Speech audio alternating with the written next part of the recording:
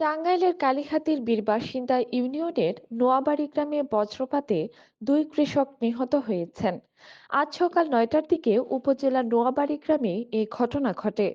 নিহতরা হলেন দিনাজপুর জেলার পীরগঞ্জ উপজেলার চৌদ্দপুর গ্রামের আব্দুল হোসেন ও আমির হোসেন। আব্দুল হোসেন ও আমির হোসেন সম্পর্কে মামাতো ফুফাতো ভাই।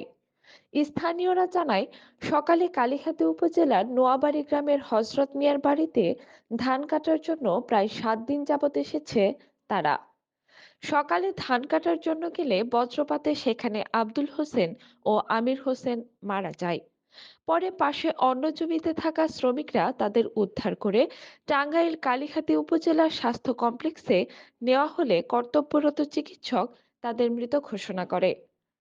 কালিহাতী উপজেলার বীর বাসিন্দা ইউনিয়নের চেয়ারম্যান সোহরাব মিয়া বলেন, খবর পেয়ে ঘটনাস্থলে গিয়েছি। মৃত ব্যক্তিদের পরিবারকে খবর দেয়া হয়েছে, তারা আসলে লাশ বুঝিয়ে দেয়া হবে।